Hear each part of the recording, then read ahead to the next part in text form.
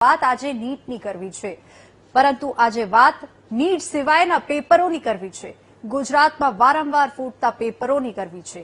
ફરી એકવાર ગુજરાત આયુર્વેદ યુનિવર્સિટીમાં પેપર લીકની ઘટનાએ ખળભળાટ મચાવી દીધો છે, જેને લઈને ગુજરાતમાં માહોલ ગરમાયો છે. ત્યારે શું છે આખા કાંડનો આ મુદ્દો, આવું જોઈએ આ રિપોર્ટમાં.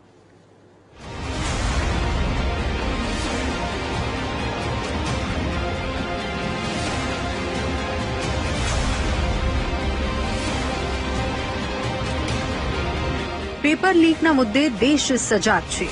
જંતર મંતર પર લાખો યુવાનોએ શિક્ષણ વ્યવસ્થા બદલવા માટે ધરણા પ્રદર્શન કર્યા.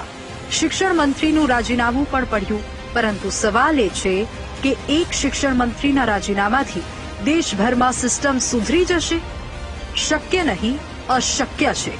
તમારી સામે છે. નીટ પેપરકાંડ પછી હવે ગુજરાતની આયુર્વેદ યુનિવર્સિટીમાં પેપર લીક થયું, જેને લઈને હવે ભારે હોબાળો મચી ગયો છે. વિદ્યાર્થી સંગઠનો રસ્તા પર ઉતરી આવ્યા છે અને હવે ગુજરાતમાં પણ શિક્ષણ મંત્રીના રાજીનામાની માંગ ઉઠી રહી છે.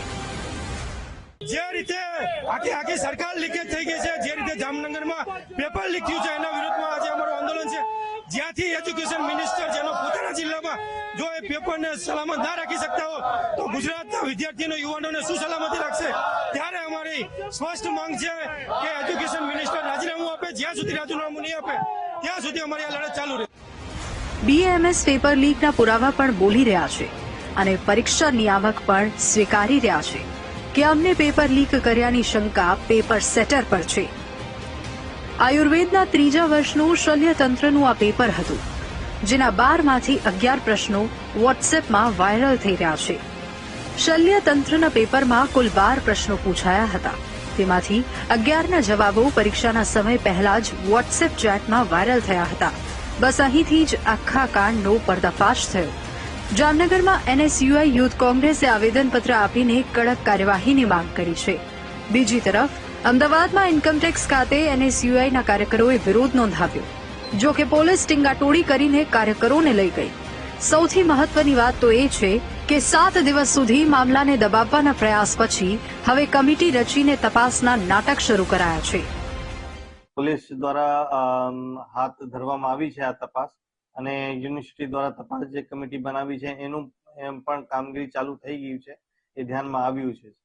અને આ 3 સભ્યોની કમિટી બનાવવામાં આવી છે, જેના અંદર 2 અધિકારીઓ પ્રિન્સિપલ લેવલના છે, એક બીજા જે એક્ઝામ કંટ્રોલ બોર્ડના અમારા મેમ્બર હતા એને પણ રાખવામાં આવ્યું છે. હાલ એની અંદર કેટલા વિદ્યાર્થીઓ ઇન્વોલ્વ છે એની ખાતરી નહોતી, એટલે જ એ તપાસ કમિટીનું અમે હાલ એમ વિચારતા હતા કે ભાઈ હાલ થોડાક દિવસો પછી, કેમ કે 2000 વિદ્યાર્થી એની અંદર જોડાયેલા હોય તો બરાબર છે કે આપણી આ કામગીરી હાથ ઉપર તાત્કાલિક કરી, પણ એ એક કોલેજમાં પકડાયું, બીજા કોલેજમાં છે કે નહીં, ત્રીજા કોલેજમાં છે કે નહીં, 26 સેન્ટરમાં એ થયું કે છે કે એ ખાતરી ન હોવાના કારણે અમે થોડો મોડા પડ્યા એની અંદર.